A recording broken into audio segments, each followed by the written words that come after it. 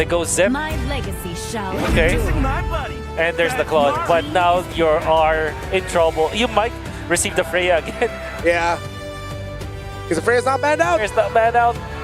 And it's another fighting lineup. Alter Ego just refuse to change who they are. And you already know that the Sora is going XP, right? So the Valentina lane is gonna be there. It's gonna be okay. Yep. The Freya is open.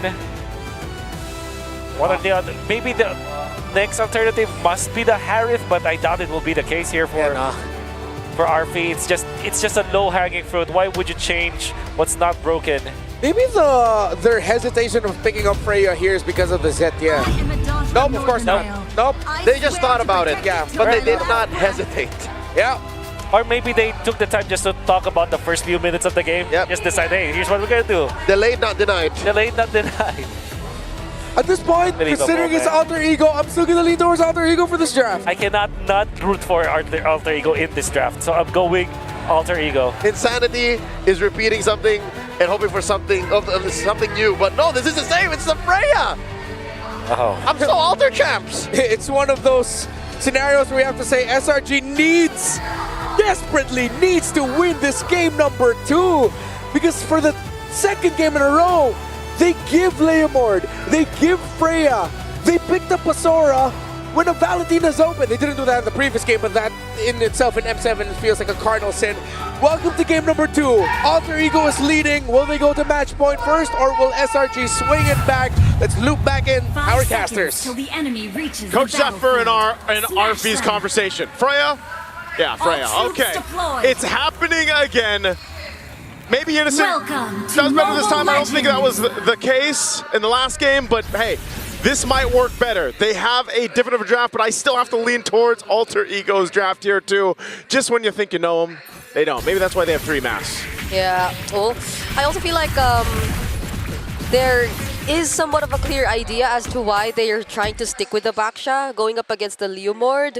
It's just that execution-wise, Alter Ego tends to get really messy in a good way that they can't really complete the steps that are necessary for us to see what the idea is all about. Although in terms of mobility, it's still definitely going to be there. Yo, big whiff by Sakai's there. Pops the retry and doesn't even get the camp. He will have it back up before Turtle, but still, the pressure is on, and you can see it in little things like that. Yeah, they want to go ahead and push a lot of lanes too. A whole lot of concussive blasts here, of course. Again, this is Cram using the Sora and the XP lane with a concussive blast as well instead of the Brave Smite. Now, this is the problem with it. Like we saw in the Swiss stage, man. You know, Nino's got the Valentina with Brave Smite, Festival of Blood, and we saw it before where that Valentina pick that took the Sora ultimates and everything else was the better Sora. You know, it was like cosplaying a better version, and Nino could potentially do that here depending on how this lane breaks out. Yes. Not only that, but I have to really commend Alec here. One of the most diverse roamers throughout the course of M7. Probably, he might even have the most unique hero picks himself in the roam specifically, but, you know, because this is not a hero, like, Guinevere is not a hero that does too well. I think it had an 18% win rate or so. Yeah. But, you know, seeing Nino holding on to that ultimate, Turtle's up, they've got position in favor for them. Yeah, and coupled with these heroes, right, you could see the synergies come into play, especially with the copied ultimate from Cram that Nino could potentially combo with Alec later on. But speaking of, Alec is low. Ooh. Fury comes down, a lot of damage on Yazuke, and Cram gets first blood. Now they're trying to respond, no. A lot of damage on Yumes, Nino able to pick up the kill, but a response back. We're 2.5 minutes in, and it's already 3 kills, 4 kills. Make it 5. Oh, make it more, baby. Arfi, Yeah. let's lock on to Sakai's here. Can he get the final shot? Sakai's just trying to get away. One more hit, and Arfi finds it. 4-2, a turtle into the hands of SRG. The Turtle not worth it, man. A lot of those kills went over to Alter Ego, and then you have 2 on Arfi now. So, again, they're going to find themselves in the same position as before, but even better of a start for Arfi. Yeah, we might actually beat Game 1's record of number of kills in whatever number of minutes, because so far it's been action-packed. Even Cram this time around, compared to game number 1, he's really trying to fight. And that's also mainly because you could say that he is on a Sora. He is the guy that's expected to do that, especially during those first few objective takes that you see. But so far, there's no significant lead just yet between any of these two. Probably the most for Alec, because you get to see him get poked down quite often. And it's not him landing the spatial migrations all the time, but I don't think that's going to be completely necessary, because you could rely on other members of Alter Ego to just follow up even though you miss. Oh, the 1v1 and Cram wins it out. All right, you're not better than me yet, basically, is what Graham said. Interesting that they just kind of battled out there, but that's what to expect. And with this, all right, they keep it together.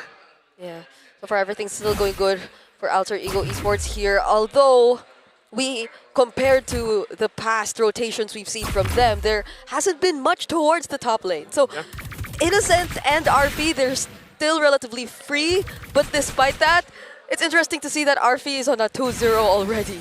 It's really interesting too with the, every time the Zetian gets picked up, it's not entirely a dead lane in the mid lane, but it's more so like most mages cannot go against the range that the Zetian has over them. So you more so are kind of just stuck there waiting. Oh, nice flicker with the Violent Requiem in the knockup, and in comes Yasuke, trying to clean things up. Graham is able to get away though. Alter Ego gonna clear the wave and move up onto the turtle. Huge for Selangor Red Giants. Cram is still alive though without the flicker. Alter Ego. Done on Selangor Red Giants. Cram is still alive though without the flicker. Alter Ego. Done on to Alec. Sakai's looking for another shot. Alec forced to run away. Now Hijime and Nino on the way. Yasuke does not have the Phantom Steed just yet, but he is still gonna start this turtle. Okay, Nino is gonna go take that ultimate, then they just call off the turtle for now while they go ahead and reset, grab the buffs that they need, especially for Yasuke. And you notice in the last fight that we saw, Yasuke got blitzed. So at some point, you gotta be able to go ahead and maneuver around that for the way that SRG is taking these fights. So look at the control of Alter Ego, man. They pretty much just won that objective by just taking control around it. Yep, and they will continue to pressure Sakai's. They got it. Get it. Sakai's is who did get it? I'm looking for the orange buff right now, and I do not see it. Yasuke pulls up with it, able to get the Violent Requiem, and Yasuke gets the kill. Yums in the midst of 4 members can't survive at a double kill. Over to Yasuke. I guess that confirms Yasuke actually got away the orange buff. So Sakai's now down 2 deaths and is literally being... Oh, okay, that's a passive from Stormy. They're not gonna finish off that kill, but yeah. I think it's purple too. All resources almost gone for you. Yeah. Oh, Stormy. Stormy got it. Oh. Sorry, I knew Yasuke didn't get it. Okay. All right, back to reality. Flicker used. At least it's on SRG side. Yeah. But still, nonetheless, they've really got to be able to go ahead and deal with what's being thrown at them. It was great playing around the objective by Alter Ego, but then even when they decided to put pressure on the jungle of SRG, there wasn't much of a response. Even looking at the items, again, they're not really where they need to be in terms of like fighting pressure. You've got a Radiant Armor, a couple leg plates over here across the board for more of the tankier members of SRG. DHS is there for Innocent. Obviously, he's still working on that second item, trying to build up here. But more so, he's just kind of farming up. He doesn't have to do anything fancy until he gets to that point. And as we always say with Claude, that's kind of like that. It's that card that you have in the later portion of the game, the mid game, late game, especially when the Trinity is there. And as long as Innocent can farm up, that's great for him. But more so, like we've seen, when a Freya is across from you, that's not everything, right? And at the same time, Alter Ego continues to build up. Jermaine just got that Sky Piercer in the way he's been playing. It might be big. The backside, Cram able to get the Shifting Clouds. The Fury comes down and the stun doesn't matter. Sakai's now moving on to Yasuke, but Yasuke's still up. Cram getting low, in comes RP, diving on top of Sakai's. RP looking for the kill as Cram falls short on the top side of the fight, but in comes the Blazing Duet, and Innocent is immobilized. There's nothing he can do. Yasuke stomps forward. And they lose 4 members of SRG in that fight. Alter Ego is just making it all work. Yep, without Stormy there first. It was a massive problem here for SRG. Cram 2 decided to continue what was started. He was split up, he was separated from the rest of the members, but Alter Ego had enough damage to deal with him. Now when they decided to shift, even when Innocent was there, even when there was a decent amount of damage coming in from the Blazing Duet, you know how Alter Ego plays. They're just all over the place, so nowhere is safe, not even with the BMI. Man, not even, oh no, they're gonna go again. The lock on. Hijime able to get some nice chip damage, and they're all brought back. Yasuke low, and Hijime gets the kill on Yumes. Alex is trying to get away with the Fury of the Phoenix. Bashes them down in the bottom side. Keeping our eyes on Nino. He finds the kill on the Stormy, and it's nothing but Innocent standing. The fight looked so good for a second for SRG, but they lose 4 again, back to back. Nino on this Valentina, who's, I don't know, he's been using more of the Sora ultimates than Cram has ever did. And we have to take a look at the instant replay to see how things actually broke out. So if you were to focus on Innocent, definitely it looked really okay, because it was coupled with the crowd control that Cram was actually able to use on the Sora. But those last minute dodges from the Fury of the Phoenix and this tanky mode that you get to see from Nino in the shifting clouds. That's what I'm saying. That minor adjustment and not getting hit by the Fury of the Phoenix. Oh, traction pulse thrown out, man. AE is not letting up at all. They want to go ahead and take the buffs if they can. And I think SRG really wants to keep this side of the jungle. Oh, big dive from RP! And the knockup as well with a Violent Requiem. A beautiful shifting clouds comes in. And now members are dropping on each side. RP though still standing strong. He takes him down. And Sekai's will be the last to drop. Yazuke with a triple, and Arfi gets thrown the other 2. Yeah, a couple fell from Alter Ego, but man, oh man. SRG just keeps throwing their bodies into a wall, and that wall is Alter Ego. And now, how unfortunate is it for SRG that it's Arfi and Yazuke who were still left alive at that moment? No one could hold them down. Who could you expect to actually dish out the crowd control? There was Cram, he was there, but he used majority of it to set up multiple members of Alter Ego, which we thought would already look good for them, but Yazuke and Arfi just walked past all of that. Oh, another Violent Requiem. But in the backside, Yazuke doesn't care about the bullet. Mace, he's gonna smash right through. And a nice Arfi on the Stormy. There's no escaping back on the other side. Hijime finds Cram, and Sekai's is all alone once again. Alter Ego has done it time and time again. They'll do it for the 3rd time. They'll make their way to this bottom turret as Yumes has to watch. Gonna force it again.